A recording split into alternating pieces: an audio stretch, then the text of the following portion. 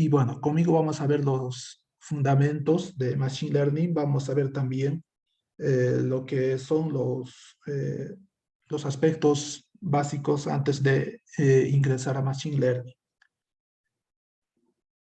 Por lo tanto, voy a compartirles la pantalla.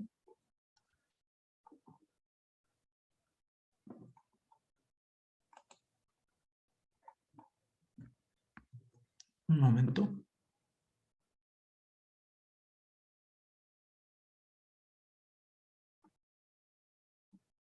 Bien, ahora sí.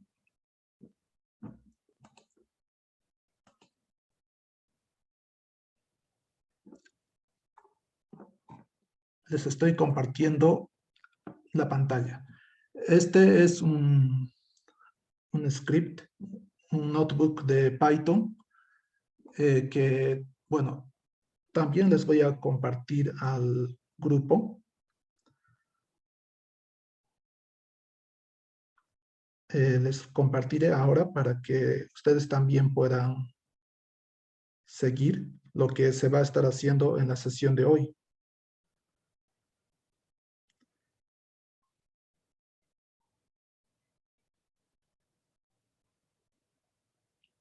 En un momento les comparto.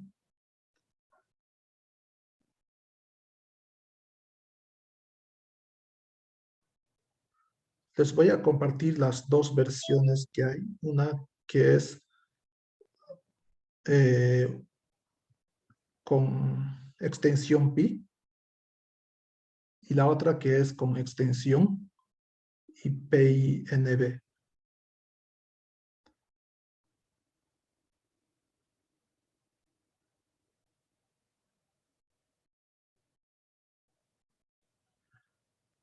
Bien, entonces en este preciso momento les he compartido este notebook para que ustedes lo puedan abrir.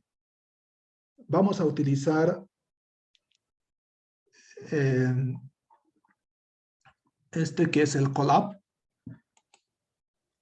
También pueden ustedes, si quieren, utilizar Jupyter o también si quieren Spider, ¿no? U otro editor. Pero lo que voy a mostrarles yo es el Colab, ¿no? El de Google.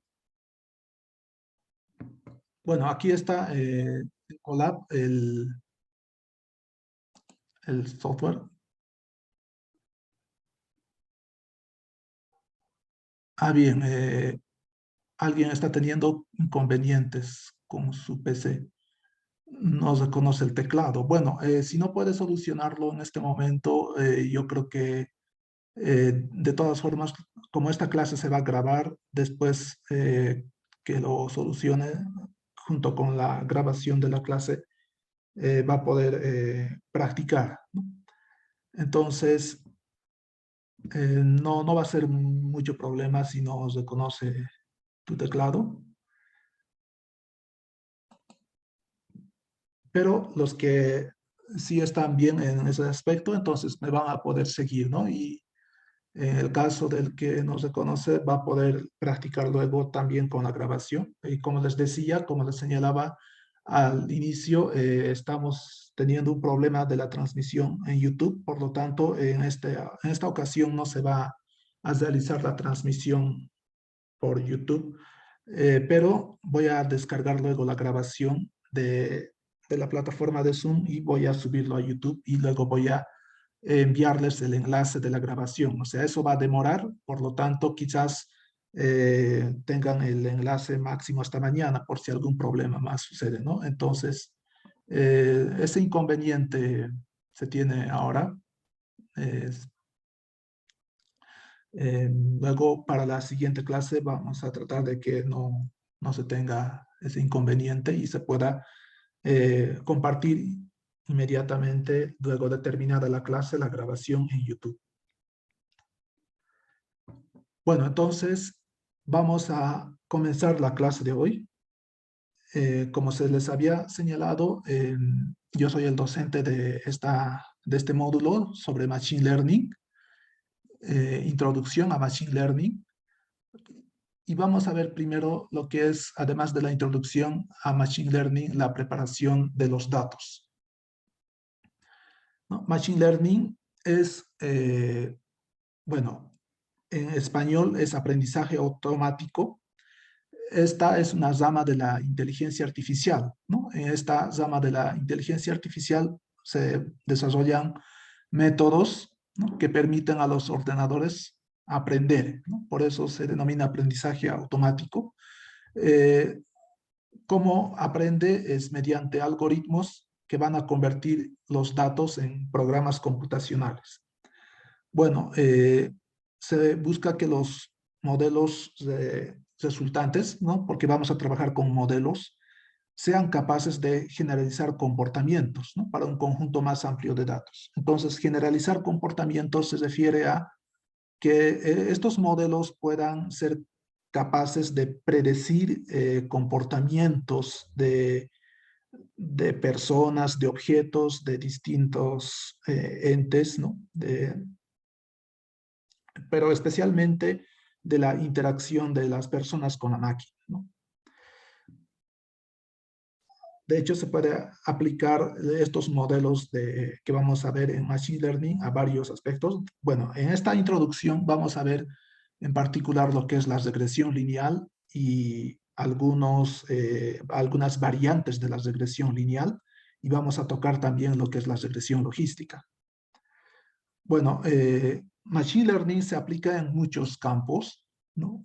Como por ejemplo motores de búsqueda, diagnósticos médicos, detección de fraude, análisis de mercados y así, ¿no? Como señala aquí en el notebook que les he compartido, ¿no? La clasificación de secuencias, de conocimiento del habla y del lenguaje escrito, en juegos, en robótica y otros. Bueno, tenemos para empezar dos tipos de aprendizajes automáticos o machine learning, ¿no?, que es el supervisado y el no supervisado. En lo que se refiere al aprendizaje supervisado, en estos métodos se van a construir algoritmos donde hay una variable que se podría denominar variable de supervisión. Esta variable es la que permite que las entradas, ¿no?, los inputs, se transformen de acuerdo a un direccionamiento que se le dan a las categorías de la variable de supervisión. Es decir, es una variable que transforma, ¿no?, las entradas en un resultado. Este resultado puede ser de dos tipos. Puede ser categórico o puede ser en una escala continua. Bueno, estas salidas, estos outputs, luego se tienen que evaluar comparándolas con los de las variables de supervisión. Bueno, aquí se tiene un objetivo generalmente. En el caso del aprendizaje supervisado, prácticamente en prácticamente todos los modelos de aprendizaje supervisado, el objetivo es la predicción. La predicción de valores de una variable de interés. De hecho, puede ser también multivariable, ¿no? No solamente contar con una variable de supervisión, sino con muchas variables de supervisión. Y en ese caso tendríamos un análisis multivariante. Bueno, en cambio, en el aprendizaje no supervisado, no se tiene esta variable de supervisión y se parte de, prácticamente se podría decir, de cero. Claro, no exactamente de cero. Se dan, dependiendo del modelo de aprendizaje no supervisado que veamos, se les da ciertos inputs, pero que no son necesariamente variables. De hecho, no van a ser variables, ¿no? No hay una variable de supervisión. Sí se tienen un gran conjunto de variables, pero estas se tratan todas de forma similar, de forma igual prácticamente. Y lo que se busca en estos modelos de aprendizaje no supervisado se buscan patrones sistemáticos en ese conjunto de datos. Y de esa forma podamos caracterizar a los elementos que estamos analizando, ¿sí? Podemos caracterizarlo mediante grupos o mediante puntuaciones. Veamos, a ver, podríamos ver ejemplos prácticos o ejemplos de aprendizaje supervisado y no supervisado. Para la detección de fraude, por ejemplo, ¿no? Aquí tenemos algunas aplicaciones, como se había señalado, o para diagnósticos médicos también. En un diagnóstico médico, por ejemplo, lo que se quiere es, a partir de unas características de un paciente, que un programa nos pueda decir si, si este está enfermo de algún padecimiento, ¿no? O si no está enfermo. Entonces, ahí la respuesta es una respuesta binaria, ¿no? Si está o no está enfermo. O en la detección de fraude, ¿no? El resultado va a ser si hay fraude o no hay fraude. Esa es la variable de supervisión. Por ejemplo, en el caso de los diagnósticos médicos vamos a tener miles de pacientes, se podrían tener millones de pacientes, ¿no? En esta situación actual,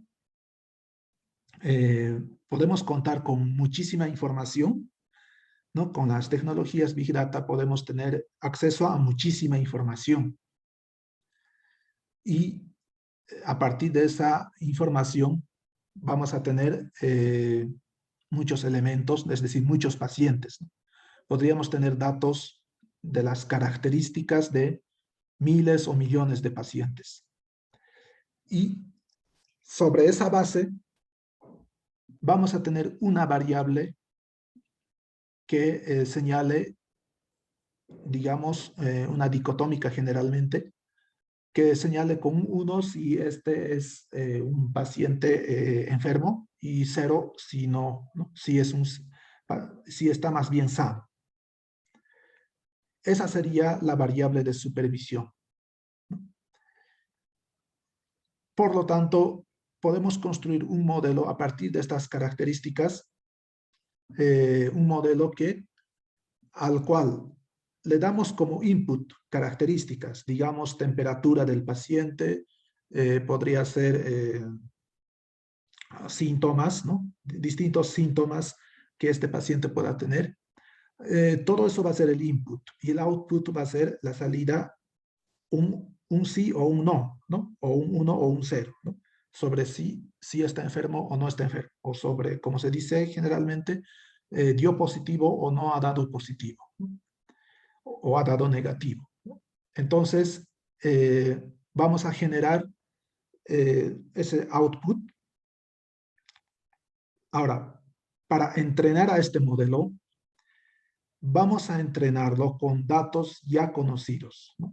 Es decir, vamos a entrenar a este modelo con datos de los pacientes, de sus características ya conocidas y con la variable de supervisión que va a tener los datos también ya conocidos. Es decir, vamos a recabar datos de pacientes de los que se sabe que ya están enfermos o no, ¿no? Entonces, esa variable que nos muestra, que nos dice que este paciente está enfermo o no está enfermo, es la variable de supervisión y ya se tiene que conocer. Luego entrenamos el modelo con estas variables de características o inputs y esta variable output, que en este caso es una variable conocida, y vamos a tener un modelo que va a clasificar, ¿no? De acuerdo a las características, va a clasificar a los pacientes entre enfermos y sanos, o entre positivos y negativos, ¿no? Si el modelo busca detectar alguna enfermedad en particular. Bueno, una vez realizado eso, vamos a ejecutar el modelo con clientes, o perdón, con pacientes de los cuales no se conoce su estado de salud, o de los cuales no se conoce si podrían dar positivo o negativo, ¿no? Y vamos a utilizar este modelo para determinar si este cliente este paciente está enfermo o sano.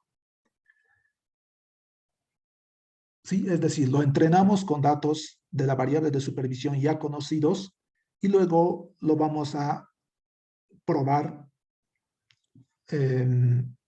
con datos donde la variable de supervisión no tiene valores conocidos. En la práctica se va a hacer eso, ¿no? Ahora, para obtener el mejor modelo, se van a tener varias técnicas y vamos a ver formas de cómo seleccionar cuál de esas técnicas es mejor para la detección, por ejemplo, de esa enfermedad, la detección, digamos, de fraude. Por ejemplo, en el análisis de mercados podemos utilizar estas técnicas para clasificar a potenciales clientes por preferencias, ¿no? Y así. Entonces, en este caso hay un objetivo claro en los modelos de aprendizaje supervisado, que es predecir un comportamiento. Por ejemplo, en el caso de la detección de fraude, se quiere predecir, dadas ciertas características, si un cliente va o es propenso a realizar fraude o no, ¿no?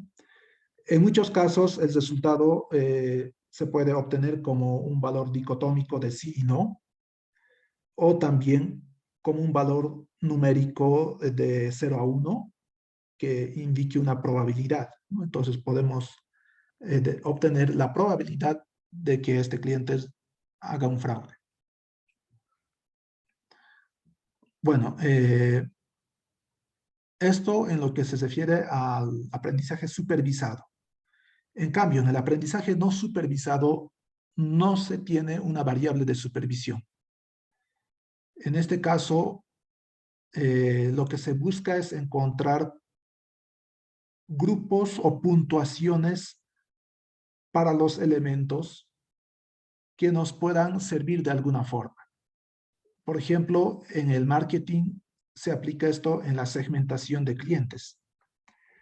Podemos tener características, ¿sí? Datos sobre las características de muchos clientes, ¿no? Y, sin embargo, queremos manejar mejor a esta enorme cantidad de clientes, ¿no? Supongamos que tenemos datos sobre una gran cantidad de clientes o potenciales clientes y lo que se busca es manejar de mejor forma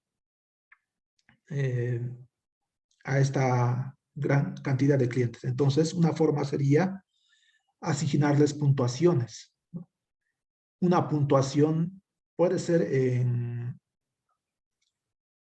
una escala de 0 a 1 o de 0 a 10 o de 0 a 100, donde 0 podría significar que podría ser un pésimo cliente y 100 podría significar que podría ser un excelente cliente, ¿no? Y así. O si no, agruparlos, ¿sí? Otra alternativa es, en vez de asignarles puntuaciones, agruparlos, ¿no? En 2 o 3 grupos, ¿no? El grupo de los clientes ideales, digamos, el grupo de los clientes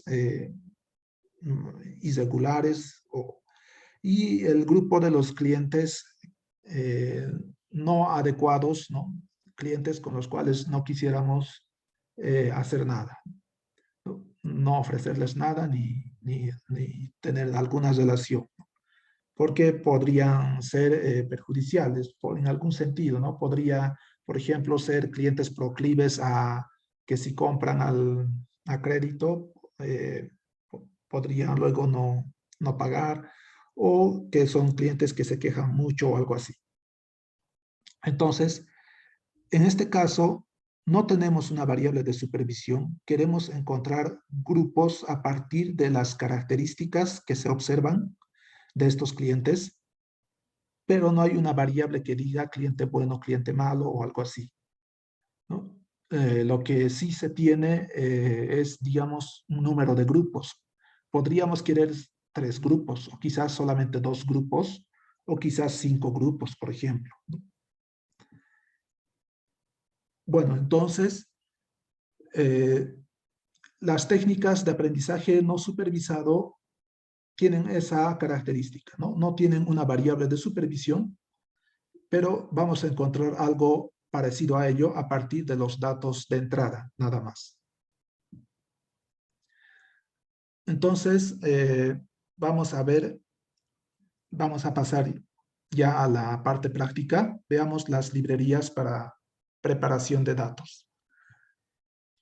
Cualquier duda, cualquier inquietud o pregunta que tengan, me pueden interrumpir nomás, ¿sí? A medida que vaya explicando. Bien, entonces vuelvo a compartir la pantalla. Bueno, entonces veamos estas librerías para preparación de datos. Una parte importante para aplicar técnicas de Machine Learning es la preparación de datos, ¿no? Estas son las dos librerías clásicas que son Pandas y NumPy. Vamos a importar estas librerías, ¿no? Pandas para manejar data frames, ¿no? Los data frames son tablas de datos, tablas rectangulares, donde en filas vamos a tener las observaciones o los elementos, ¿no? Que componen nuestra muestra de entrenamiento. Y en columnas vamos a tener las variables o características. Luego tenemos NumPy. Esta es una librería muy utilizada para realizar diferentes operaciones matemáticas y otro tipo de operaciones relacionadas con números, con matrices, vectores y así, ¿no? Bien, entonces, este Colab, no sé si ya lo han utilizado, pero se parece bastante a Jupyter. O quizás han utilizado Colab y no Jupyter. Pero bueno, esto lo pueden abrir en Jupyter, ¿no? Esta librería, perdón, esta notebook que les he compartido, pero también lo pueden abrir en Colab, ¿no? Subiendo a su Drive, ¿no? Y desde el Drive de Google pueden, desde el Drive de Google pueden abrir este notebook en el Colab de Google. Bien, entonces hago clic en este botón de play. Se está conectando al kernel. Ahora ya está conectado y hemos cosido esta celda. Hemos importado la librería pandas como PD, ¿no? Le estamos dando este nombre. Podría haberlo importado también solamente como pandas, pero le vamos a dar un nombre para que no escribamos mucho, ¿no? Para que sea más corto y el código no sea muy largo, ¿no? Entonces, lo estoy importando como PD y NumPy como NP. Usualmente se importan así, ¿no? Aunque si ustedes quieren pueden darle nombres más cortos, ¿no? Por ejemplo, P o N a estas librerías, ¿no? O si quieren, no le pueden borrar ASPD y ASNP e importarlo como pandas y NumPy nada más. Bien, aquí adicionalmente vamos a importar la librería Warnings. Warnings, que es algo así como advertencias. Y vamos a aplicar el filtro de warnings, ignorar las advertencias, ¿no? Entonces, esto si quieren lo pueden aplicar. En algunos casos, algunas advertencias no son realmente necesarias, pero esto depende del tipo de advertencia, ¿no? En este caso, si uno quiere quitar las advertencias que no son errores, puede ejecutar esta celda para importar la librería warnings y luego con esta línea de código, ¿sí? Para que puedan leerlo mejor, dado que es una transmisión remota, entonces quizás no les llega muy claro, ¿no? A algunos, ¿no? Dependiendo de la conexión que tenga. Quizás a algunos no les llega muy claro el texto. Entonces, para que lo puedan ver mejor, voy a aumentar un poco esto. Entonces, este código, la segunda línea, warnings.filterWarnings, donde le pasamos el argumento ignore, es para ignorar las advertencias. Bien, vamos a importar datos que están en formato CSV. Estos datos que vamos a importar están en esta página de GitHub que tengo. Se pueden importar datos entonces desde una página. En este caso, esta es la dirección. Y vamos a utilizar este método de la librería pandas, ¿no? Entonces, fíjense aquí, se ha escrito pd.zip_csv, ¿no?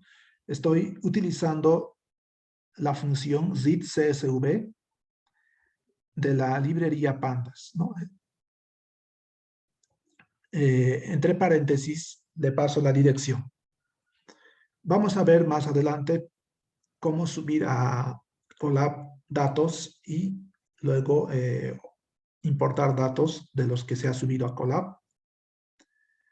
También podemos ver datos que podríamos tener en el Drive. Bien, estos son datos de empleados. Voy a guardar estos datos en este objeto denominado empleados, ¿no? Bien, aquí no se nota muy bien lo que se demarca, ¿no? Voy a cambiar el modo en que les estoy mostrando. Espérenme un momento para que pueda verse mejor lo que a veces se selecciona.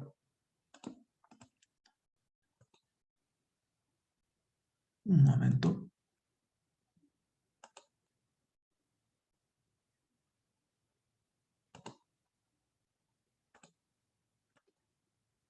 Bien, ahora nuevamente voy a compartir la pantalla.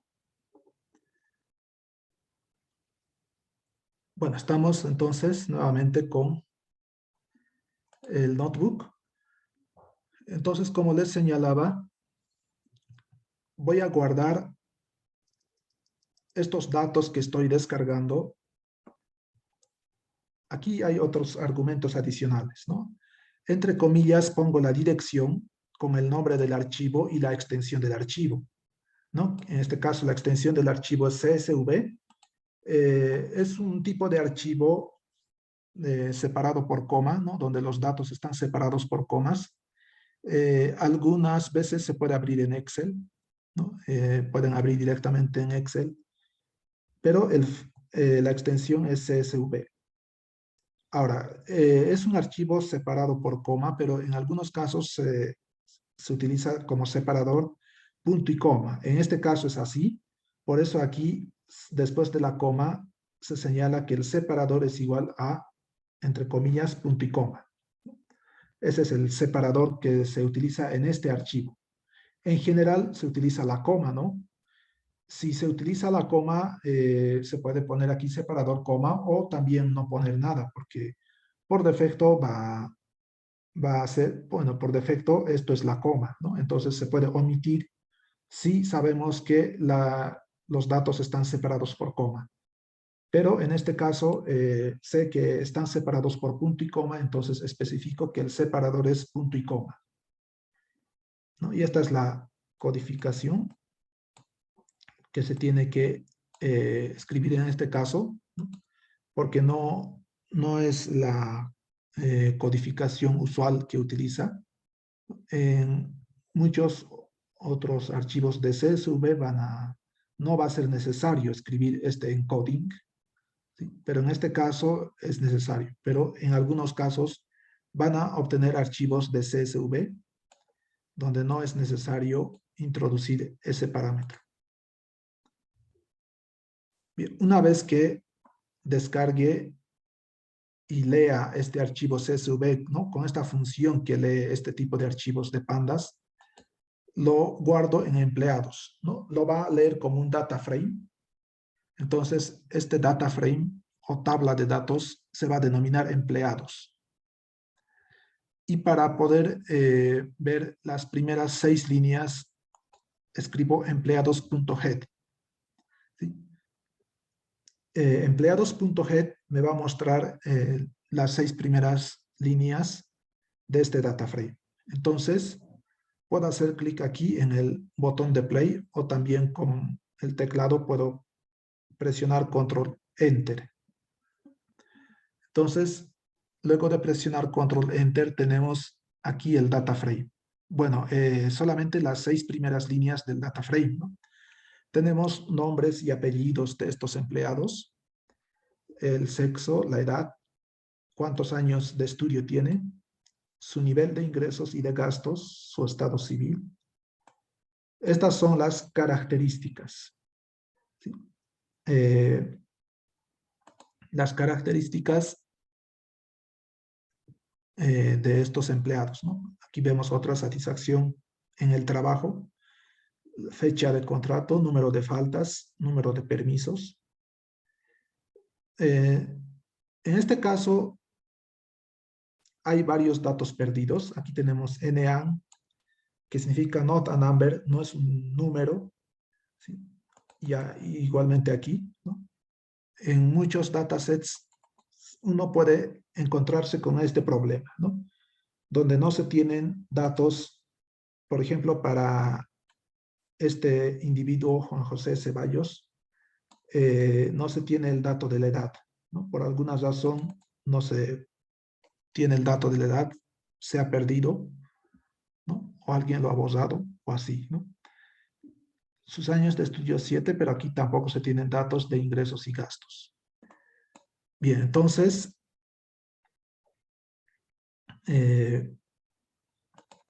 tenemos aquí un dataset típico, una tabla rectangular donde en filas tenemos a las observaciones y en columnas tenemos las características. Pueden aquí observar que son de distintos tipos, ¿no? Por ejemplo, nombres y apellidos y sexo están en tipo texto y otras son, como edad y años de estudio, son de tipo numérico. Con empleados.tail puedo ver los 6 últimos registros de este dataset. Aquí pueden ver 29 como el último registro. Son solamente 30 datos. ¿Sí? Para hacer un poco más didáctica esta introducción a Machine Learning, es que se está utilizando solamente 30 datos. Pero se puede ampliar sin muchos problemas. Las técnicas que vamos a ver de regresión pueden trabajar con miles de datos, con millones de datos. ¿Sí? Pero esta vez, para ver algunos aspectos didácticos, vamos a trabajar solamente con 30, ¿no? Recordemos que Python empieza la numeración en 0 y es por eso que aquí tenemos 29 como último, pero son 30 datos. Esto lo podemos ver con esta función, ¿no? Con este atributo de empleados, ¿sí? Más bien dicho, es un atributo. Shape, ¿no? La dimensión. Ahí nos muestra en forma de tupla, ¿no? Esta es una tupla, 30 filas, 12 columnas. Bueno, entonces, esto para inspeccionar nuestro data frame, ¿no? Tenemos 30 filas y 12 columnas. Bien, en esta parte se va a mostrar los nombres de las variables del data frame o tabla de datos. Aquí podemos ver los nombres, ¿no? De las características o variables, pero junto con los datos, ¿no? Si solamente queremos los nombres de las variables, entonces escribo empleados.columns.values. Y hago coser, y aquí tenemos los nombres, nos muestra en forma de arreglo. Y bueno, ahí están los nombres de las variables o características. Bien, vamos a ver ahora, vamos a cambiar estos nombres Python puede trabajar con estos nombres que tienen espacios, por ejemplo, ¿no? Estado civil o satisfacción trabajo que tiene un acento. Se puede trabajar con estos eh, nombres de esta forma, escritos de esta forma. Sin embargo, en muchos casos, a la hora de programar, estos nombres separados por espacios especialmente no van a salir o no van a, eh, no se van a poder obtener rápidamente a medida que uno va tecleando. Por ejemplo, voy a mostrarles aquí. Empleados es el data frame, ¿no? Si yo quiero referirme a la variable edad, por ejemplo, puedo escribir empleados y aquí tengo para autocompletar la ayuda que brinda el Colab, ¿no? Escribo punto y tengo la opción de eh, utilizar una de las variables. En este caso, como se había señalado, escribo E y ya tenemos en la lista edad. Sin embargo, no he tenido como sugerencia estado civil, ¿sí? Porque se tiene un espacio, ¿no? Si yo quisiera seleccionar, por ejemplo, en vez de edad, estado civil, entonces no tengo la sugerencia, no se autocompleta. Y en ese caso, tendría que escribirlo de esta forma. Y ahora sí, ¿no? Escribo, abro corchetes y abro comillas, y ahí está estado civil,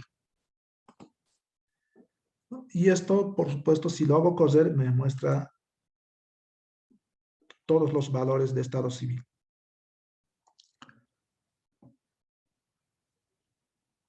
Bueno, pero podría ser interesante, pero además por otras razones, también podríamos querer cambiar algunos nombres, ¿no?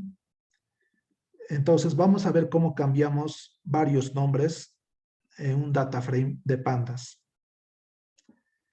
Para esto vamos a crear un diccionario, ¿no? Para cambiar de nombres las variables y de nombrar las variables. Vamos a denominar a este diccionario cambio. Cambio va a ser igual a, entonces, para crear este diccionario, para definir este diccionario, abro llaves y escribo el nombre antiguo. Este es el nombre antiguo, años estudio, dos puntos y luego, entre comillas simple, el nuevo nombre, ¿sí? Que es, en este caso, años barra estudio, ¿no? Entonces, este es un elemento de este diccionario. Escribo una coma para luego introducir el otro elemento, ¿no? El nombre viejo, estado, espacio civil y estado barra civil. Y también haré lo mismo con satisfacción, trabajo y fecha contrato. Y cierro las llaves y de esta forma vamos a crear este diccionario denominado cambio. Puedo solamente seleccionar estas líneas de código y presionar Control Shift Enter para que solamente se ejecute lo que está seleccionado, ¿no? En este momento entonces se ha ejecutado solamente lo que está seleccionado, ¿no? Seleccionando esa parte del código y presionando Control Shift Enter. Estas dos líneas no se han ejecutado. Bueno, lo que hace estas ahora es renombrar las columnas con este diccionario que he creado denominado cambio. Para eso utilizo el método rename y le paso en este parámetro o el parámetro, el valor true a este argumento in place. Es decir, que va a realizar el cambio en este mismo data frame. Esto está por defecto en falso. Entonces, si yo no especifico este argumento de esta forma, va a hacer el cambio y lo va a mostrar, pero no se va a realizar el cambio en el data frame empleados.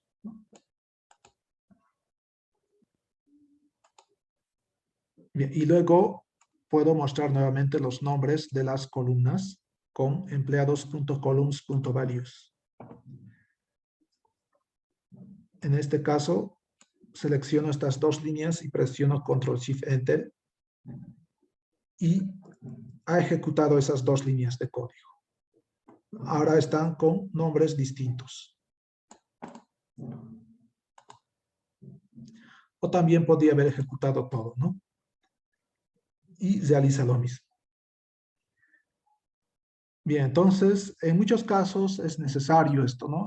Cambiar nombres de las variables, quizás a nombres más cortos en algunos casos, ¿no? O algunos nombres muy largos, muy complicados, cambiarlos a nombres cortos suele ser, aunque aquí no hemos hecho eso, ¿no? Pero se suele utilizar para eso. Bien, entonces seguimos en esto de preparación de datos. Vamos a formatear esta vez los datos. Veamos los tipos de variables que tenemos. Este atributo dtypes me muestra los tipos de variables. Entonces presiono Control Enter si una vez que me posicione en esta celda. Y aquí tenemos nombres, apellidos y sexo están de tipo object. Y edad, años de estudio están de tipo float. Bueno, esto ha leído directamente del archivo CSV y las variables que están con tipo texto los identifica como object y las numéricas como float 64. Aquí tenemos también otro método que es info. En este caso nos muestra un conteo bastante útil de los no perdidos, ¿no? Non-null, la cuenta de los no perdidos. Por ejemplo, en nombres tenemos 30 datos no perdidos, es decir, está completo, ¿no? La columna de los nombres está completo, no hay ningún empleado al cual se le ha escapado su nombre, ¿no? Igualmente sus apellidos está completo y el sexo también está completo, toda la columna, ¿no? Con los datos. Tenemos 3 casos, ¿no? Donde no se tiene la edad, ¿no? Por alguna razón, y también 3 casos donde los años de estudio no se tienen. Y así sucesivamente. Aquí tenemos 2 columnas que tienen muchos datos perdidos. ¿Sí? Solamente tenemos 6 datos válidos, no vacíos o no nulos en el de faltas, y en el de permisos solamente se tienen 4. Y entonces tenemos claramente 2 variables con muchísimos datos perdidos.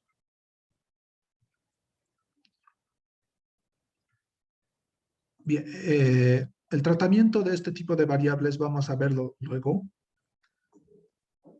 Ahora, veamos estas variables de tipo object, es mejor tratarlas como variables de tipo category, ¿no? Que son variables categóricas.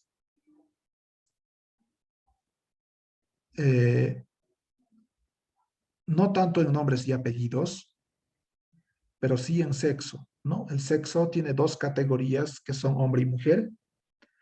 Luego, estado civil tiene, dependiendo, ¿no? De la codificación, en algunos casos le ponen 4 categorías, ¿no?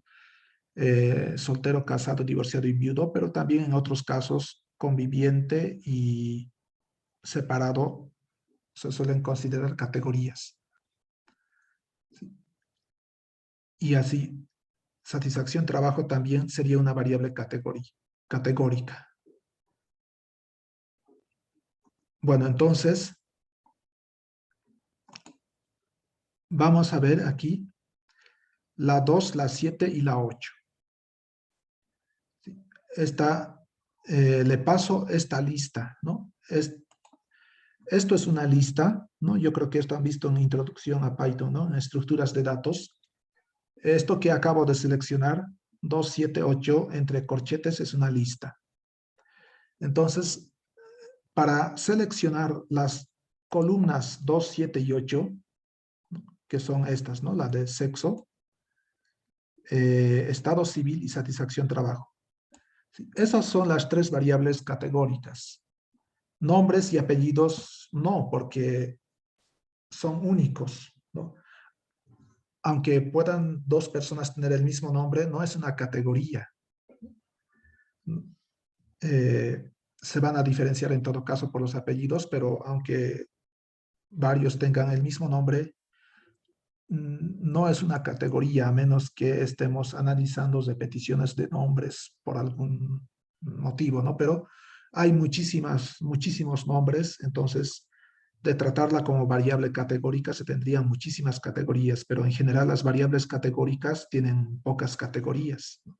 Aunque sí, en algunos casos se puede tener alguna variable categórica con muchas categorías, pero básicamente agrupan, ¿no? Estas variables categóricas agrupan a los individuos, en este caso a los empleados, en grupos, ¿no? Grupos de empleados, por ejemplo, cuántos hombres, cuántas mujeres, cuántos solteros, casados, cuántos satisfechos o insatisfechos con su trabajo, ¿no? Esto de satisfacción trabajo lo podemos justamente observar aquí, ¿no?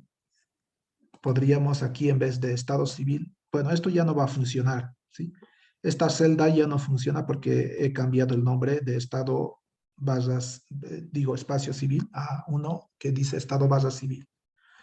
Si yo ejecuto esto, voy a obtener un error porque ya no lo va a encontrar, ¿sí? Porque posteriormente se ha cambiado el nombre, ¿sí? Entonces, eh, esto va a dar un error si lo ejecuto después de cambiar el nombre, ¿no? Eso a tomar en cuenta. Muchos suelen tener errores de ese tipo. Bien, entonces, las columnas 2, 7 y 8 son las categóricas. Por lo tanto, voy a obtener sus nombres, ¿sí? Para ver lo que hace solamente esta línea de código, voy a seleccionar esa línea y presionar Control Shift Enter, ¿no? Para que solamente se ejecute esa parte de la línea. Y ahí podemos ver, me devuelve un arreglo con los nombres sexo, estado civil y satisfacción trabajo, ¿no? Que son los nombres de esas variables o características, ¿no? Las que son categóricas. Entonces, eso es lo que voy a asignarle a var categóricas, ¿no? Este objeto va a ser un arreglo con estos nombres, ¿sí? Entonces, voy a tener un arreglo con los nombres de las variables categóricas. Y esto, var categóricas, una vez que tenga el nombre, lo puedo utilizar en empleados y entre corchetes var categóricas.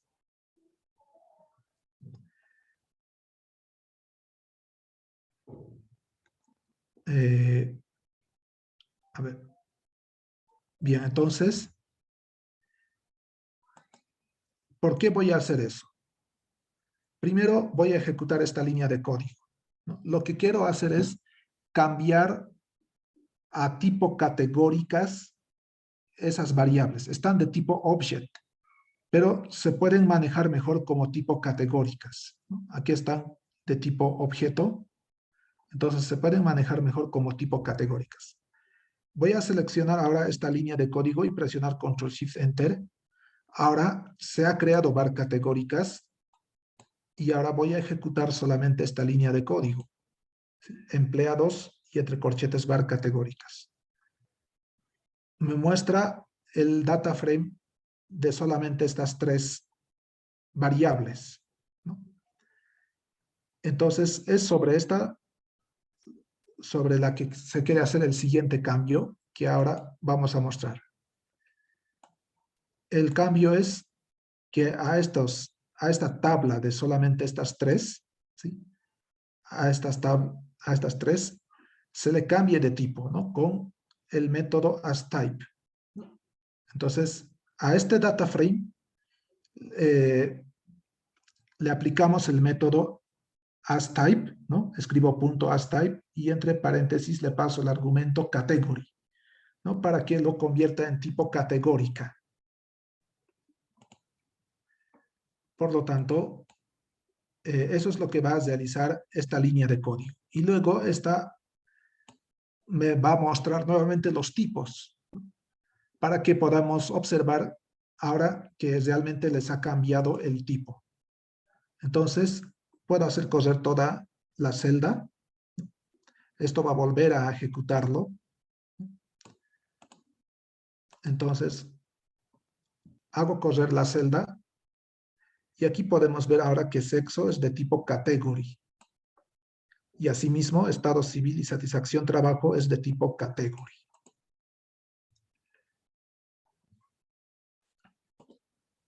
Bien, ese es su tipo correcto porque son efectivamente variables categóricas.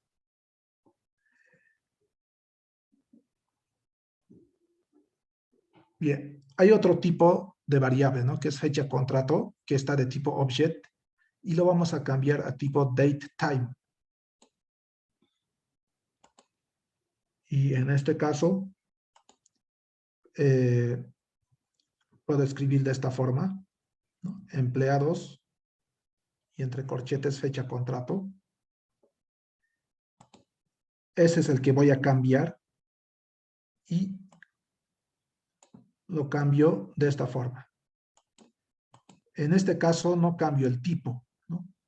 Aquí, fíjense, lo que se ha hecho es cambiar el tipo directamente con punto asType. Pero en este caso, lo tengo que llevar a tipo fecha. Entonces utilizo esta función de pandas, toDateTime. Y como argumento le paso esta variable, ¿no? Que es empleados fecha contrato. Esa es la que quiero cambiar, entonces lo cambio a datetime. Y esto se va a guardar en empleados fecha contrato. Entonces, ejecuto esta celda, esta segunda para mostrarme los tipos, y ahora podemos ver que fecha contrato es de tipo datetime, de tipo fecha tal como tiene que ser. Bueno, entonces está con los correctos, ¿no? Con las categorías, o perdón, con los tipos correctos. Ahora vamos a renombrar las categorías. Podría ser, ¿no? Esto también es un ejemplo para algunos casos en los cuales quieran renombrar las categorías. Entonces, vamos a obtener primero las categorías de satisfacción trabajo. Primero voy a mostrarles lo que hace solamente esta parte de la línea de código. Un momento. Bien. Empleados.satisfacción trabajo. Esta parte, por supuesto, solamente si lo ejecuto me muestra el contenido de esa columna, ¿no? Y aquí tenemos, en este caso me lo puede mostrar completo porque son pocos datos, ¿no? En otros casos va a abreviar, solamente va a mostrar una parte. Bien, estas son las categorías. Bien, mal y regular, ¿sí? Es decir, los que dicen bien están satisfechos, los que dicen regular están más o menos satisfechos con su trabajo y los que dicen mal están insatisfechos. Ahora tenemos este método cat y en cat categories para obtener las categorías y voy a seleccionar solamente esta parte de la línea de código, es decir, la parte que adiciona cat categories y lo hago correr. Esto ya directamente me muestra solamente las categorías, ¿no? Entonces puedo ver las categorías. Ahí están, bien, mal y regular. Lo que quiero es cambiar, están en este orden. ¿Sí? Bien es la categoría 0, mal es la categoría 1 y regular es la categoría 2. Estas dos primeras las quiero cambiar, ¿no? Bien por satisfecho y mal por insatisfecho. Esta, mantenerla, ¿no? En regular. Entonces, se puede hacer de esta forma. ¿Sí? Hasta aquí hemos visto que esta línea del código, esta parte de la línea del código me muestra solamente estas categorías.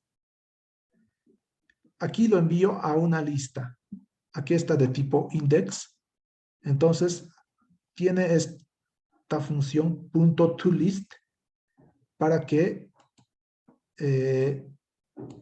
lo envíe a una lista, ¿no? O sea, lo convierta en una lista. Entonces escribo .toBazaList, abro y cierro paréntesis, y todo eso lo va a convertir en una lista. Si yo solamente ejecuto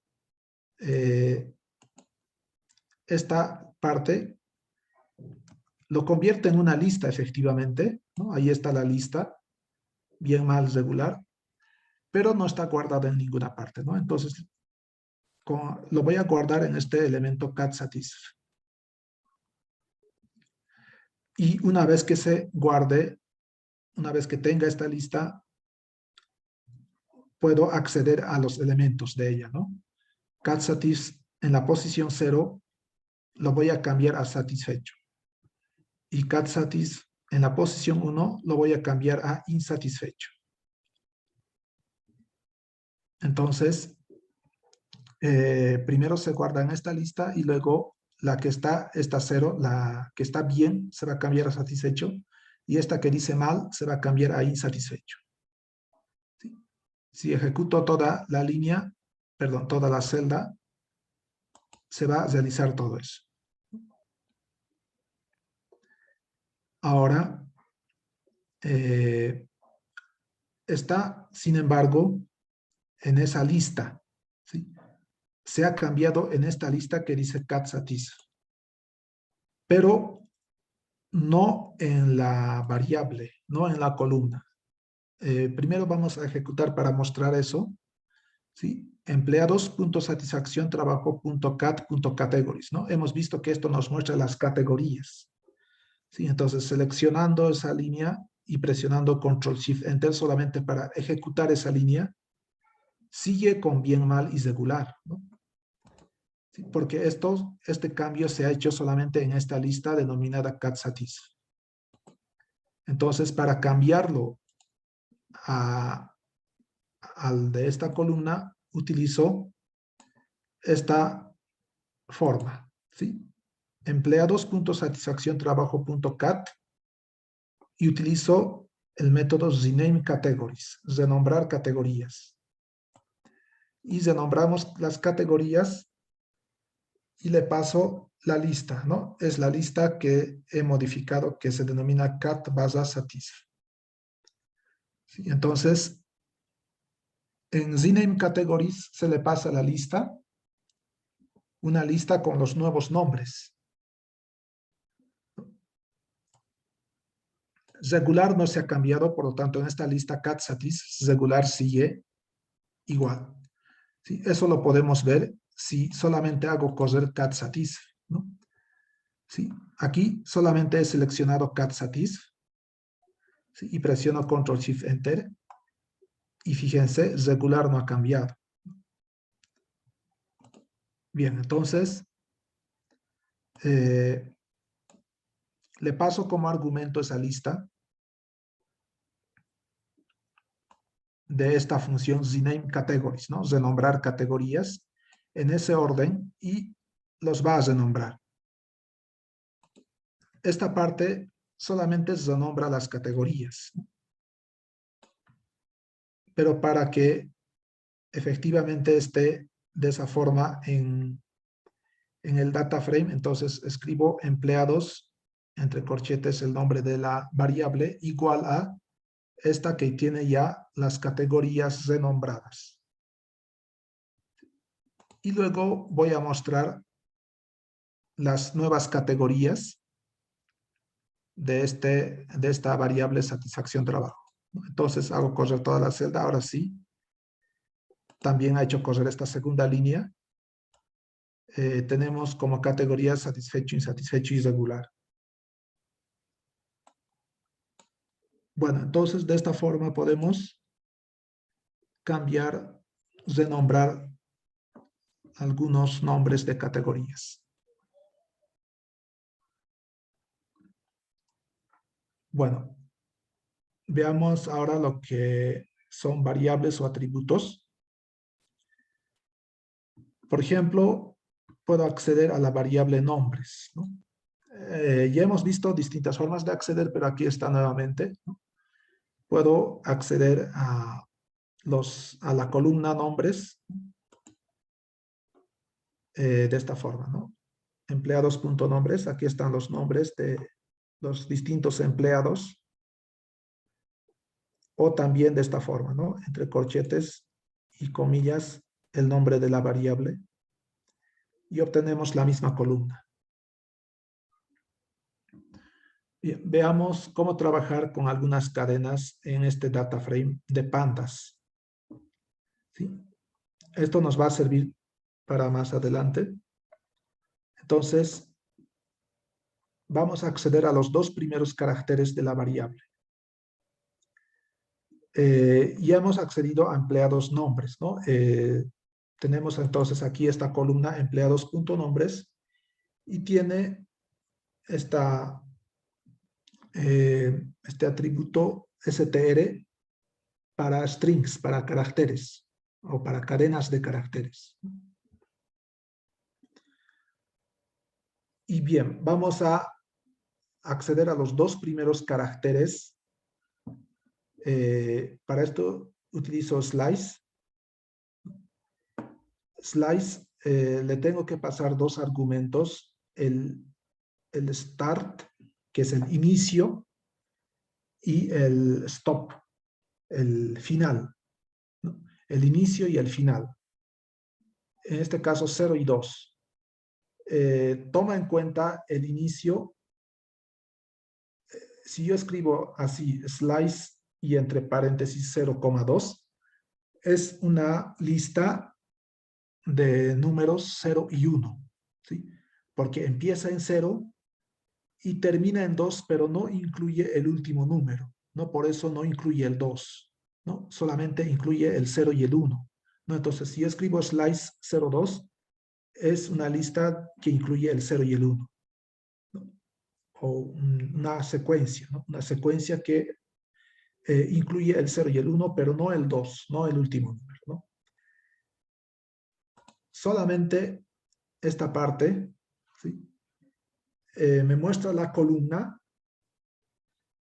con los dos primeros caracteres de esa variable, en este caso los dos primeros caracteres de nombres, ¿no? Entonces selecciono solamente esa línea y presiono Ctrl+Shift+Enter. Y ahí tenemos los dos primeros caracteres de los nombres de los empleados. Con punto .head es que muestro solamente los 6 primeros, ¿no? Y ahí tenemos solamente los, perdón, está más aquí. Ahí está. Tenemos solamente los 6 primeros.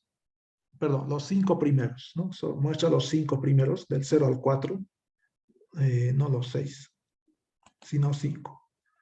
Bueno, entonces, ahora para acceder al segundo y tercero, a los caracteres segundo y tercero de esta variable, puedo escribir así, ¿no? Esto es también un slice, ¿no? Se puede escribir de esta forma, como se ha mostrado aquí, punto slice y entre paréntesis 0,2, es decir, que muestre el 0 y el 1. El carácter en la posición 0 y en la posición 1. O se puede escribir entre corchetes 1, 2.3. Esto me va a mostrar el de la posición 1 y la posición 2, pero no de la 3, tampoco de la 0, porque no estoy empezando en 0. Entonces, esto es similar al anterior, pero no empieza en 0, empieza en 1, ¿no? 1 y 2, y no me muestra el 3, ¿no? Porque el último de esa secuencia no lo muestra. Ahí están, entonces, los dos caracteres. Ahora, para acceder a los 3 primeros caracteres en orden de verso, podemos utilizar esta forma. str, este es el inicio 2. Vamos a empezar entonces sería la tercera, porque el 2 es la posición 2, ¿no? Y como Python empieza desde 0 el conteo, entonces es 0, 1, 2. Entonces empezamos en la 3. Este es el start, ¿no? 3.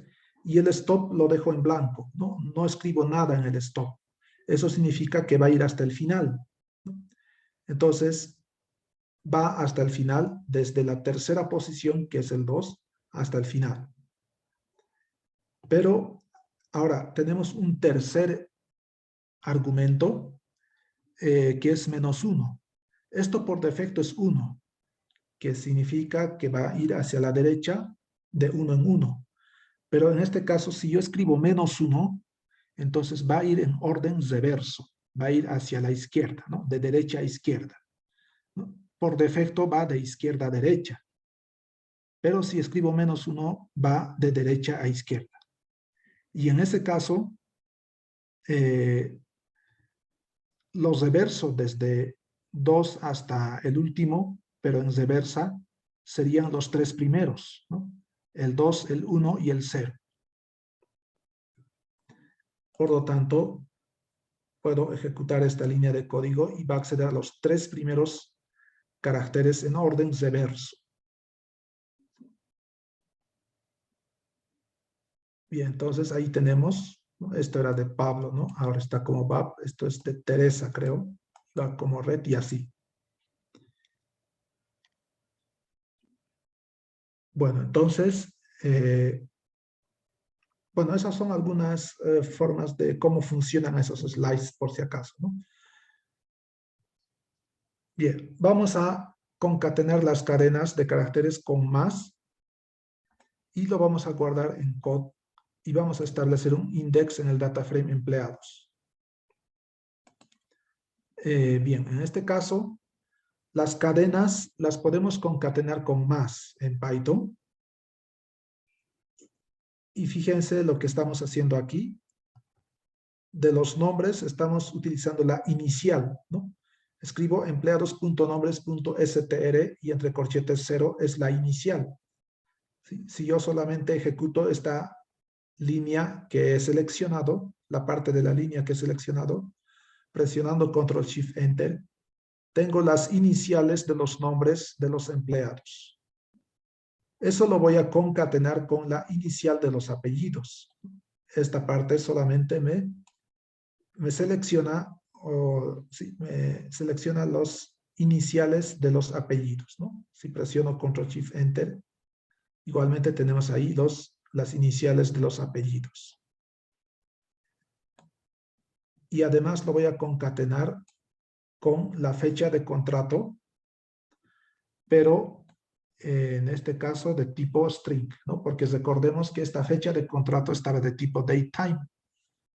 Para acceder a las funcionalidades de este tipo de variables datetime, escribo .dt, ¿no? Así como aquí se escribe .str para acceder a las funcionalidades de tipo string, o como en el caso de las categóricas se escribía .cat, ¿no? .cat para acceder a los métodos de las categóricas, .str para acceder a los métodos de los strings, y .dt para acceder a las de tipo fecha, de tipo tiempo, ¿no? Y de esta selecciono el year, el año, y de tipo string. De tipo string. Como es de tipo string, entonces puedo acceder a esta funcionalidad, ¿no? .str 02.4. Esto es necesario porque en algunos casos hay datos perdidos, ¿no? Y vamos a obtener error si no escribo esta última parte. Bueno, entonces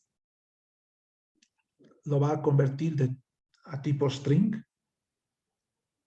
Y cuando es de tipo string, el año, ¿no? El año es lo que va a convertirlo en tipo string. Es decir, cuando escribo .dt.year, obtenemos el año de esa variable, de esa columna que es de tipo temporal, ¿no? De tipo de variable de tiempo, ¿no?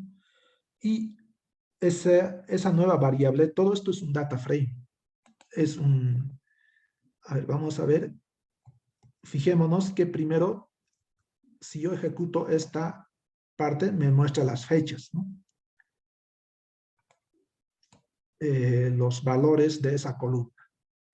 Ahora, si yo escribo .dt, .year, me muestra los años nada más, ¿sí?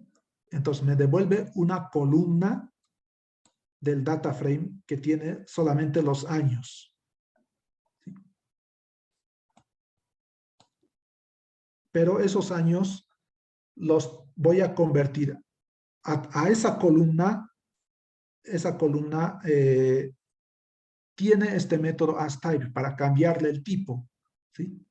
Entonces, escribo .asType str para que cambie a esa columna de tipo string, a esa columna de años. Y si presiono Ctrl+Shift+Enter, ahora es de tipo string. Pero tiene estos puntos ceros, ¿no? Yo solamente quiero los 4 primeros caracteres. Ahora es de tipo string. Como es de tipo string, este NaN también está de tipo string, ¿no? Va a seleccionar los 4 primeros caracteres de esta forma. Escribo .str 02.4. Esto significa una secuencia 0, 1, 2, 3, ¿no? No incluye el 4, pero selecciona los 4 primeros caracteres. Entonces, selecciono toda esta línea de código y presiono Ctrl+Shift+Enter. Ahora sí, en el caso de los NaNs, solamente selecciona lo que hay. Bien, entonces, ahora sí selecciona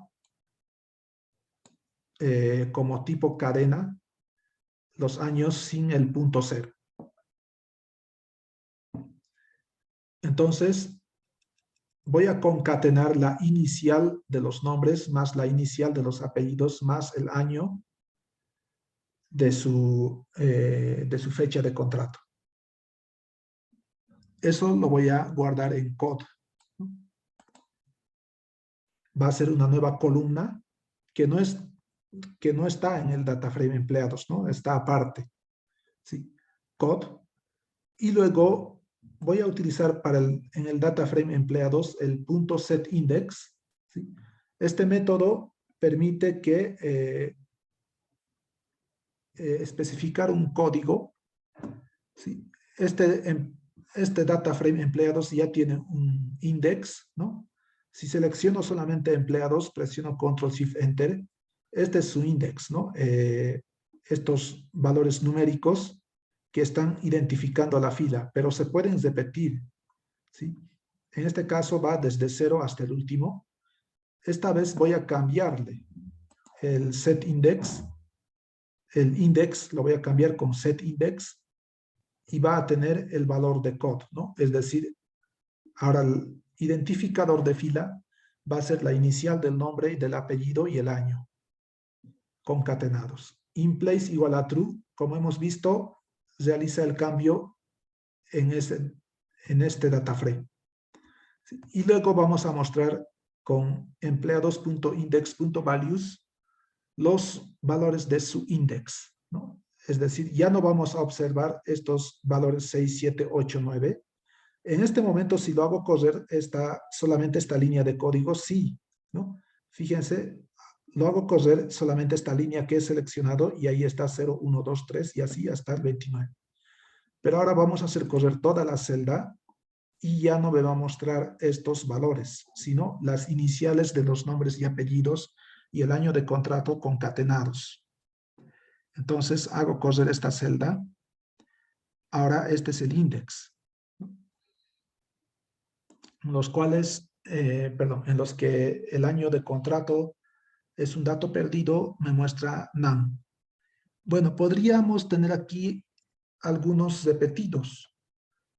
Podría alguien, por ejemplo, llamarse Juan Pérez y otra persona Jorge Pérez también podría ser, ¿no? U otro apellido que empiece con P. Entonces ambos tendrían JP y podrían haber ingresado el mismo año, ¿no? Bien. Eso no controla en el index, ¿sí? Pueden haber repetidos. Pero hay otra forma de controlarlo en un index menos explícito que vamos a ver más adelante. ¿Sí? Bien. Ahora, otras formas de darle un index sería así, ¿no? Veamos aquí, estoy cambiando el index nuevamente, pero esta vez no voy a utilizar InPlace igual a true. Esto se va a mantener. Esto solamente me va a mostrar los cambios de index que voy a hacer. Aquí tengo empleados nombres y empleados apellidos. Supongamos que en el index quiero los nombres y apellidos en vez de números o en vez de esta forma de código. Entonces, le paso esta lista. Empleados nombres, empleados apellidos, como lista. Si presiono Control Shift Enter, me muestra de esta forma, ¿no?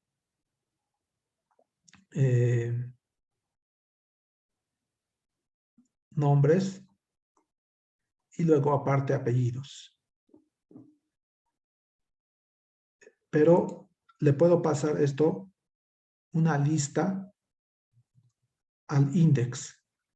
Y además aquí estoy ejecutando .head para que me muestre solamente los 5 primeros registros.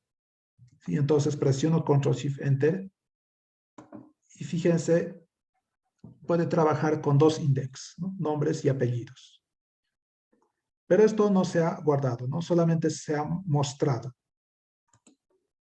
ese cambio. Si hubiera escrito InPlace igual a true, entonces se hubiera cambiado a ese index.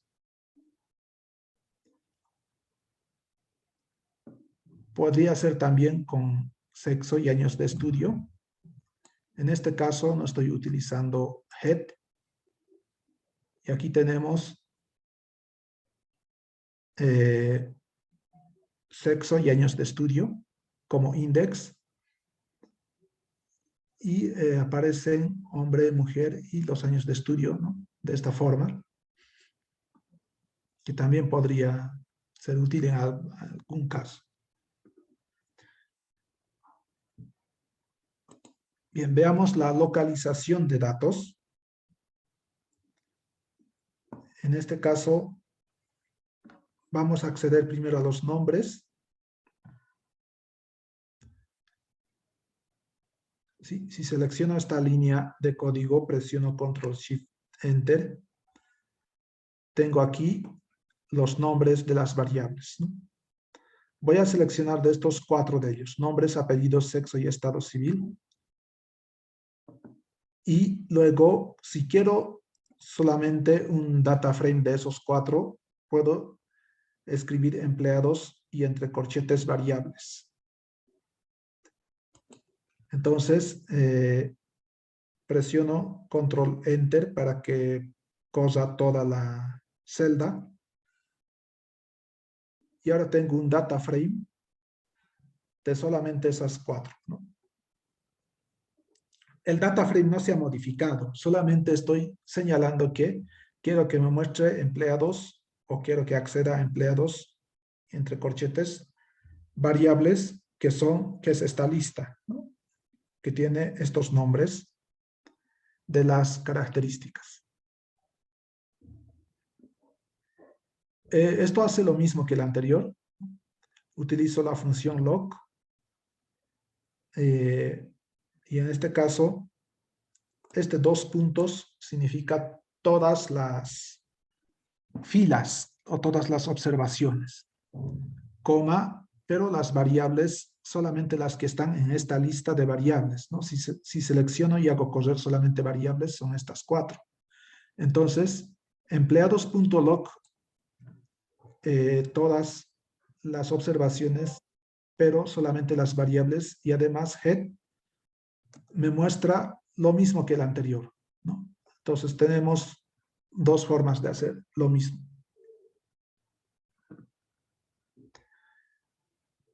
Bueno, podría ser que algunos casos sean de interés, ¿no? Y de esta forma podemos seleccionar esos casos. Esta vez se trata de seleccionar solamente estas 4 filas, ¿no? ¿Sí? Entonces, tengo una lista de las filas, de los index de esas filas o casos, y luego escribo empleados.log y entre corchetes casos, coma, y este 2 puntos significa todas las variables, ¿sí? En este caso, va a seleccionar todas las variables, pero solamente va a seleccionar estos 4 casos que están en esa lista. ¿Sí? Ahí tenemos que son solamente esos 4 casos, pero en cuanto a variables, son todas las variables.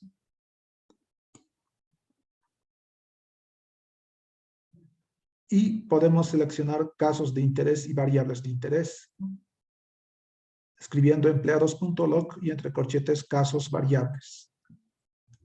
En este caso, son esos 4 casos, observaciones, y esas 4 variables.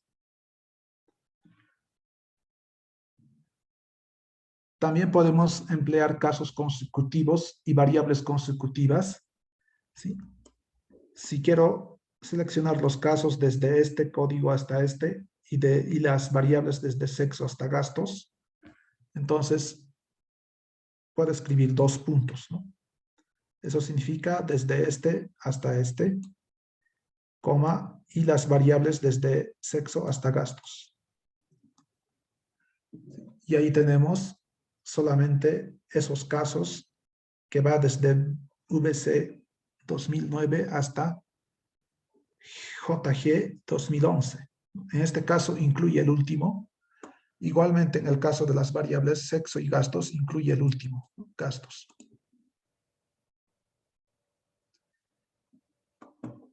Y aquí hay otra forma, ¿no?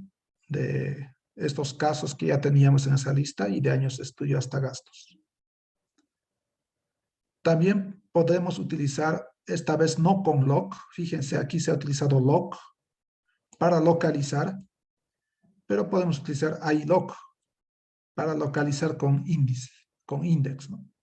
En este caso, vamos a seleccionar a los casos desde el 4 al 13 y las variables de la cuarta a la sexta. En este caso, sí se hace lo que se hace usualmente en Python, es decir, no selecciona el último, omite el último, ¿no? Entonces, escribo 414, me va a devolver los casos del 4 al 13, ¿no? Igualmente en las variables escribo 4 al 7, me va a devolver las variables del 4 al 6. Y estas son la cuarta, la quinta y la sexta en lo que es a las variables. Y en lo que es a las observaciones, desde la cuarta hasta la 13ª. También podría en una lista, ¿sí? En la lista de casos, darle los IDs, ¿no?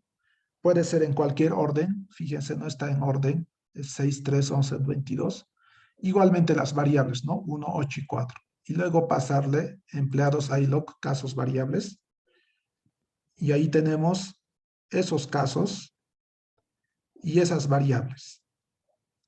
Y están en el orden de la lista, ¿no? De las listas. Esto también puede ser útil en muchos casos.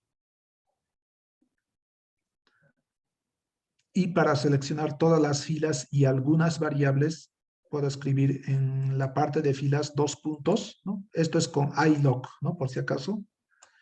Y en la de columnas, las variables.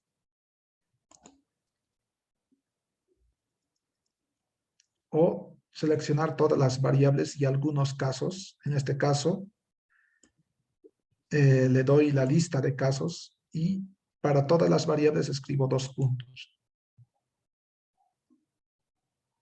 Y de esta forma podemos ver varias formas de seleccionar variables o casos.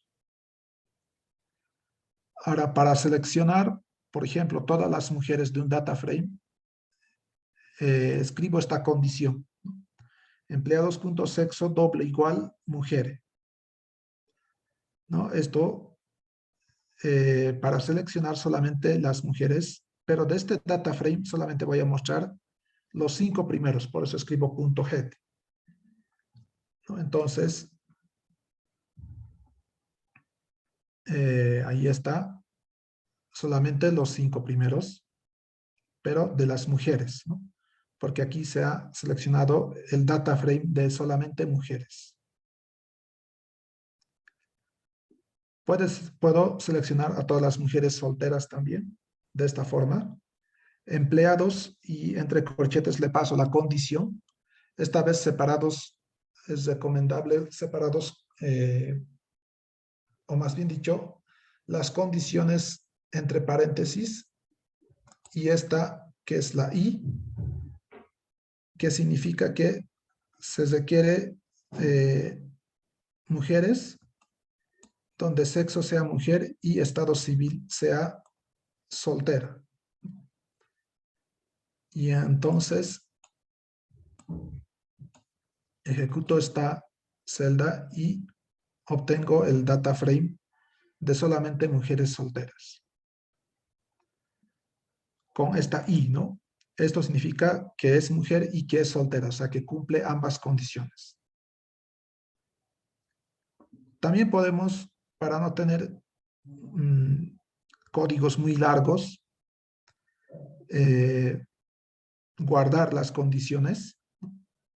Por ejemplo, en mujer va a ser igual a esta condición, ¿no? Que devuelve un true o un false. True si es mujer, o sea, verdadero, y falso si no es mujer, ¿no? Entonces, esto me va a guardar una booleana, ¿no? Una variable booleana. Y solter, esta es otra similar, ¿no? Donde empleados estado civil sea igual a soltero. Aquí se escribe tal como está en la categoría.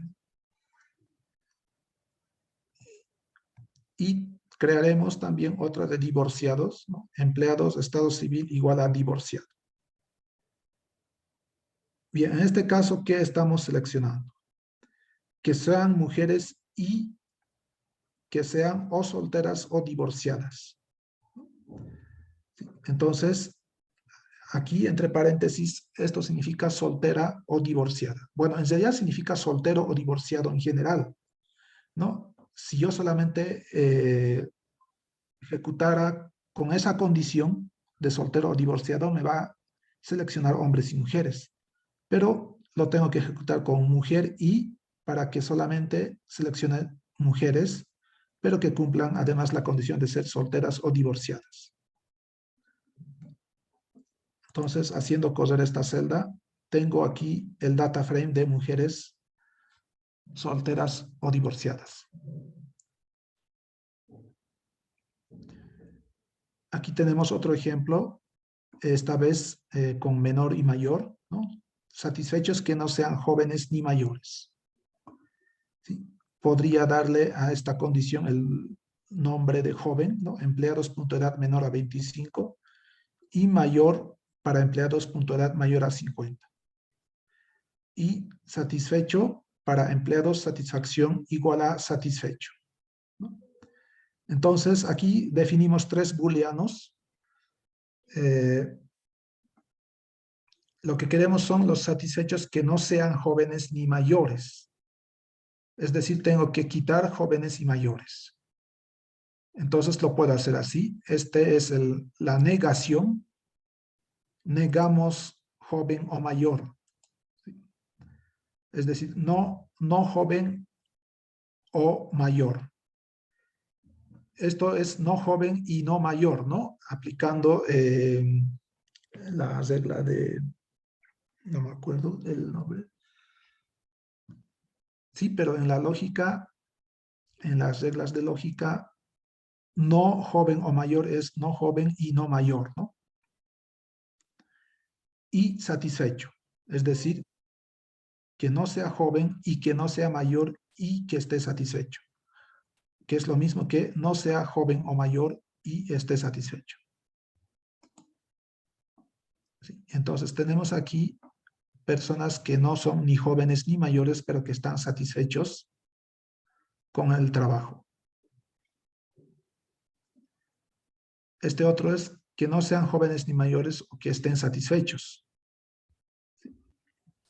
En este caso, en vez de y satisfecho, es o satisfecho, ¿no? Es decir, va a seleccionar a los satisfechos, pero que pueden ser jóvenes o mayores también, y los va a unir junto a los que no son jóvenes ni mayores, aunque podrían estar insatisfechos. Entonces, de esta forma, vamos a tener algunos de edades que no son jóvenes ni mayores, pero además insatisfechos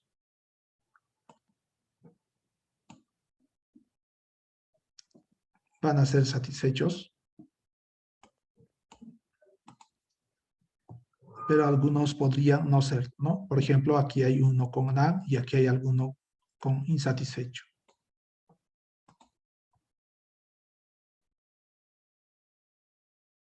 También, para el caso de fechas, podemos seleccionar jóvenes cuya fecha de contrato es posterior a 2015, o sea, 1 de enero del 2015, o mayores satisfechos.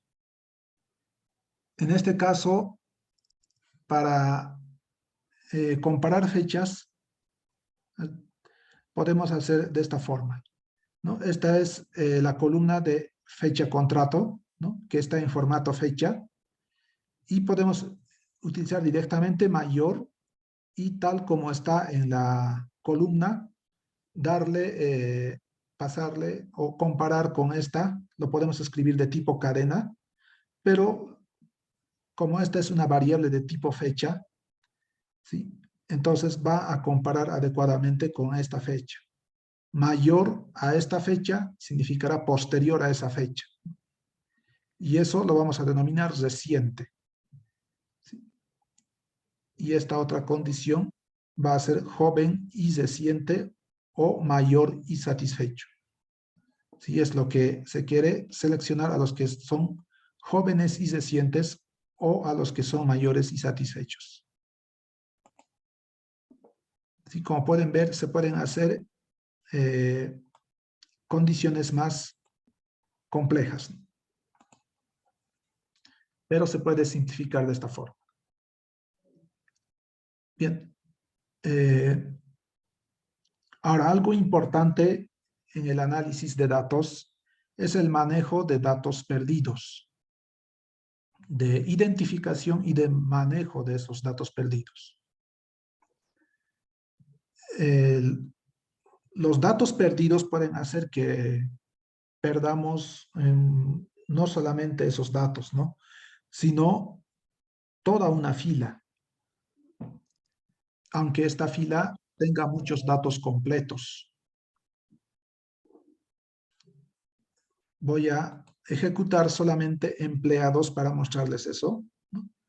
Presiono Control Shift Enter y aquí tengo, por el momento, el data frame de empleados. Aquí tenemos, por ejemplo, veamos algún empleado que tenga muchos datos. Este Pablo Enrique Barrientos Gómez tiene, creo, todos los datos, excepto el último, ¿no? Entonces, este primer registro, Pablo Enrique Barrientos Gómez, tiene completos todos los datos, excepto el último. Aquí vemos que es divorciado, regular, esta es su fecha. Esto creo que es falta, pero no se tienen los datos de cuántos permisos tiene. Sí, faltas y permisos. Entonces, cuando se eliminan filas con datos perdidos, aquí se ha encontrado un dato perdido y se va a eliminar toda la fila, a pesar de que aquí haya varios datos completos, ¿no? Es decir, no perdidos. Por lo tanto, hay que tratar adecuadamente un data frame cuando se tenga datos perdidos, porque eliminar simplemente todos los datos perdidos, todas las filas que tengan datos perdidos, en algunos casos, cuando tenemos un data frame muy deficiente con muchos datos perdidos, nos va a llevar a reducir bastante la cantidad de datos disponibles para hacer un entrenamiento de algún algoritmo, ¿no? Y con pocos datos se tiene menos poder de generalización. Entonces, primero veamos el funcionamiento de esta función isNull. ¿Sí? Presiono Control Enter y es una función que devuelve un valor de falso o verdadero para todo el data frame, ¿no? Este es el mismo data frame, pero esta vez los datos son falso si es que no es un dato perdido y verdadero si es un dato perdido. Por ejemplo, aquí tenemos un dato que está perdido, que no se encuentra. En cambio, aquí tenemos datos observados, ¿sí? Efectivamente observados, donde devuelve falso. Entonces, este isNull es un método que se aplica a un data frame, a todo el data frame, y para cada celda del data frame devuelve un verdadero o un falso. Aquí solamente estoy mostrando los 5 primeros, ¿no? Con este método .get. ¿Sí? Bien. Ahora veamos qué pasa si elimino los datos perdidos por filas o casos. Por defecto, axis igual a 0. Se tiene un argumento, un parámetro que es axis, el cual, si toma el valor de 0, significa por filas. Entonces, ¿qué pasa si yo aplico directamente drop na en este data frame que tiene muchos datos perdidos? Voy a hacer correr esta celda y tengo un data frame vacío, ¿sí? Obtengo un data frame vacío solamente aplicando este drop na. En muchos casos donde la obtención de datos sea adecuada, ¿no? Por ejemplo, podría ser mediante redes sociales, mediante algún software que recabe datos, traquear datos, ¿no? Se puede evitar este problema, ¿no? En muchos casos se puede hacer la recabación de datos de tal forma que no se tengan datos perdidos, pero los datos vienen de distintas fuentes, ¿sí? Pueden venir de fuentes también, podríamos necesitar datos de fuentes antiguas, ¿no? De fuentes donde los datos se han recabado manualmente, por ejemplo. Por lo tanto, en esos casos sí se va a tener muchos datos perdidos. Y para tratar esos datos, tenemos que saber cómo realizar ese tratamiento adecuadamente. Entonces, esta función dropNA elimina todas las observaciones, todas las filas que tengan al menos una celda con dato perdido. Y en este caso, ninguna fila se ha salvado, ¿no? Todas las filas tenían al menos una celda con algún dato perdido. Entonces, en ese tipo de data frames, ¿no? Bastante deficientes, no es recomendable aplicar directamente dropNA. Hay, claro, algunos conjuntos de datos, ¿no? Donde tenemos pocos datos perdidos y podemos aplicar dropNA directamente y vamos a perder pocas filas. Pero en este tipo de data frames estamos perdiendo todas las filas, ¿no? Realmente todas las filas. Bien, podríamos entonces eliminar por columnas. Esto significa eliminar algunas características, las que tienen muchos datos perdidos. En este caso, en dropNA le paso el argumento axis igual a 1, ¿sí? Para que lo elimine por columnas. Entonces, hago correr esta celda y me quedo con 3, nombres, apellidos y sexo. Pero si el objetivo era analizar los ingresos y los gastos de estos empleados, por ejemplo, me quedo sin esas variables, ¿no? Supongamos que no tengo por objetivo analizar para nada el sexo, ni los nombres, ni apellidos. Y fíjense, me quedo sin las variables que más me interesan. Por lo tanto, este método, eliminar por columnas, tampoco es adecuado cuando se tiene una tabla de datos con muchísimos datos perdidos.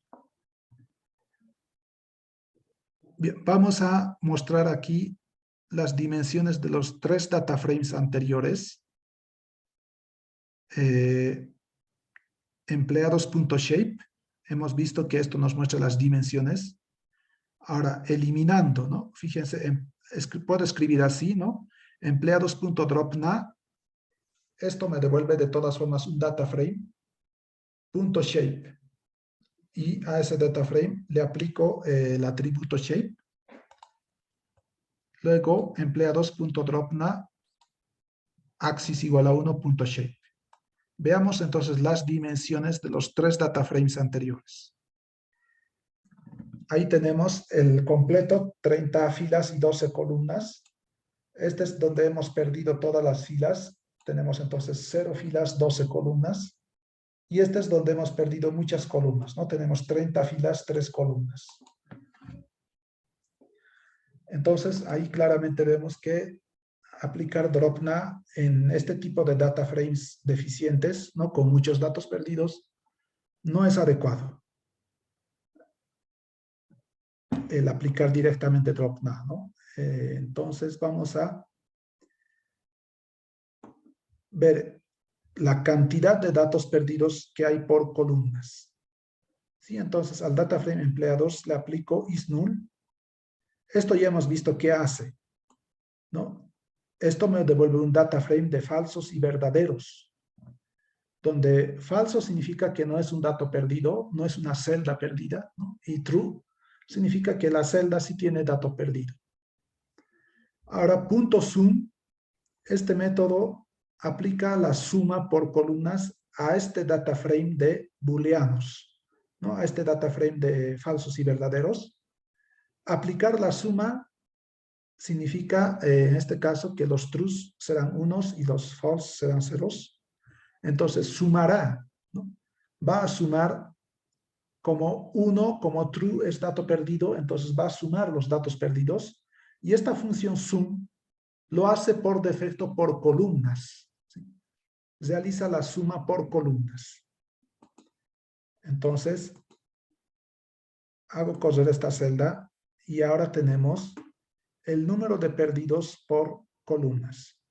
Esto ya lo hemos visto también con info, ¿no? Más antes.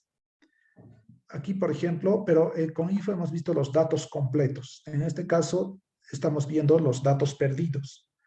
Las características, faltas y permisos tienen 24 y 26 datos perdidos respectivamente. Son las dos que más tienen. Podemos contar los datos válidos por columnas. Esto es lo que ejecuta info que hemos visto antes, ¿no? Entonces, empleados.count me va a mostrar los datos válidos. Nombres, apellidos y sexo tienen 30 datos válidos, pero edad, por ejemplo, tiene 27 datos válidos nada más. Estos otros 3 son los perdidos, datos no válidos. Y aquí vemos que faltas y permisos tienen 24 y 26 datos perdidos, o sea, sus datos válidos son solamente 6 y 4. Entonces, esto es el complemento del anterior, ¿no? Entonces, podemos ver la proporción de datos perdidos por columna.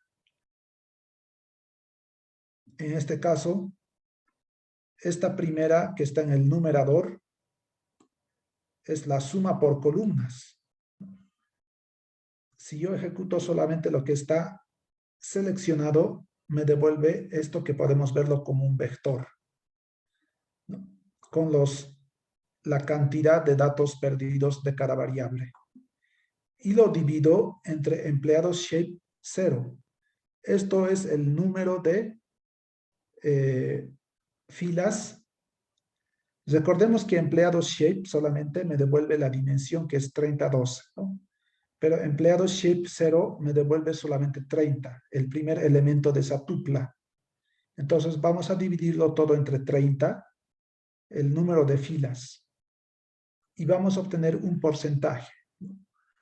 La proporción de datos perdidos. Por ejemplo,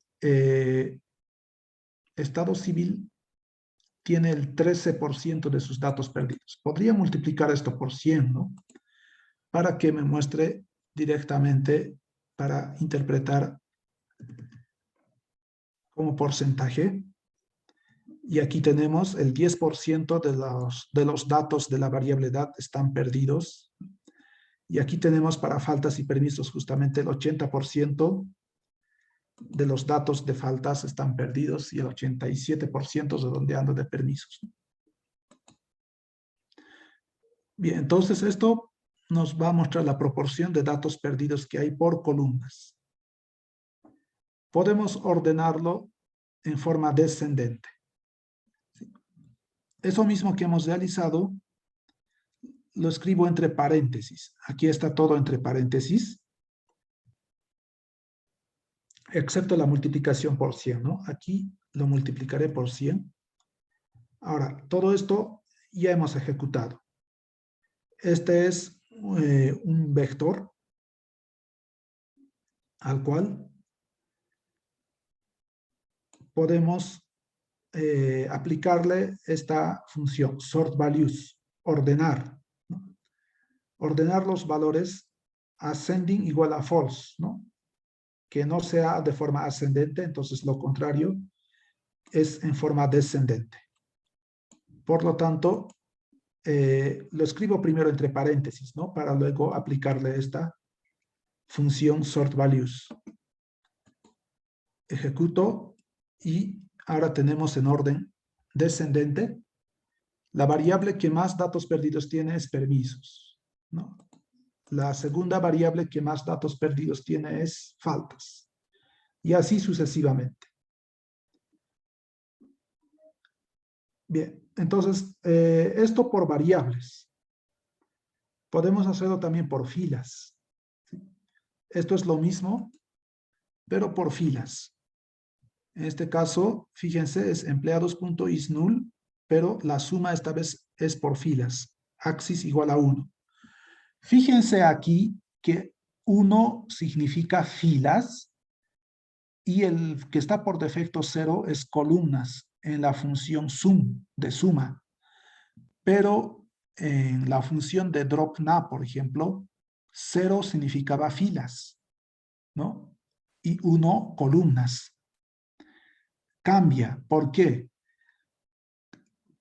Cambia porque dropNA, la eliminación de datos perdidos en estadística se realiza por filas, ¿sí? Porque es más importante las variables, preservar las variables para el análisis de esas variables, y lo que se elimina cuando se trata de eliminar datos perdidos es la eliminación de filas.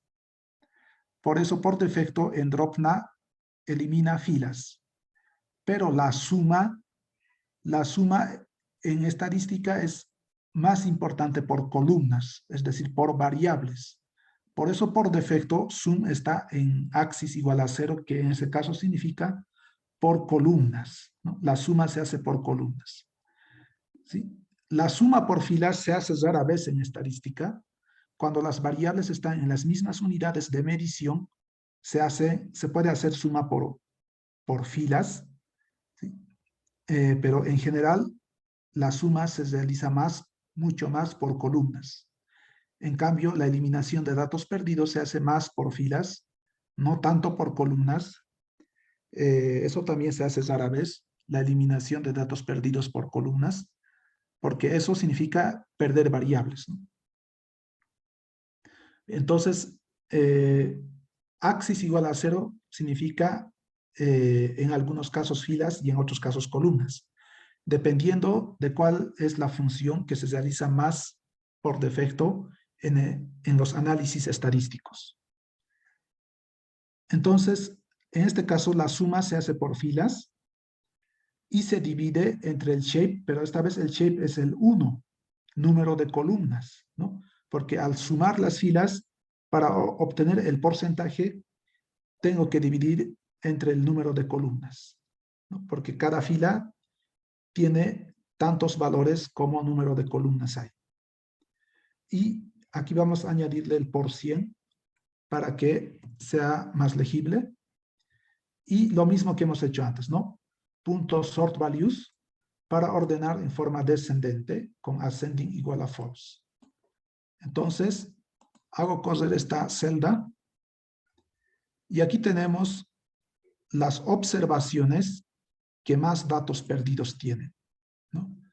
Este JC NAN tiene el 67% de sus registros perdidos, ¿no? Y así. Y aquí tenemos los que tienen pocos. Bueno, ya estamos prácticamente en las 9. Vamos a quedar aquí, ¿sí? Vayan ejecutando estos códigos ustedes. Si quieren pueden ir también ejecutando el resto, pero igual la siguiente vamos a pasar, vamos a repasar esa parte del código. Todo esto es importante, ¿no? La preparación de datos para luego entrar a los métodos de Machine Learning. Voy ahora a compartirles la encuesta diaria que se realiza en estos módulos. Entonces, por favor, respondan esta encuesta antes de terminar la clase de hoy. Les envío entonces.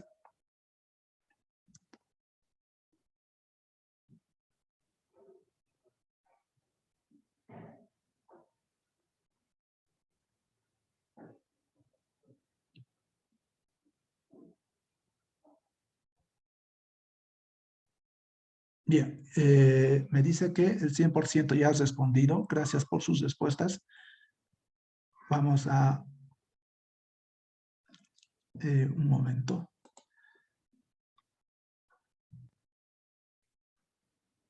Bien, entonces terminamos esta clase. Gracias por su atención y vamos a proseguir la siguiente clase, ¿no? Sería el día lunes a la misma hora. Vamos a continuar. Bien, gracias. Podemos retirarnos. Hasta el próximo lunes. Cualquier duda o consulta lo pueden realizar mediante el chat grupal.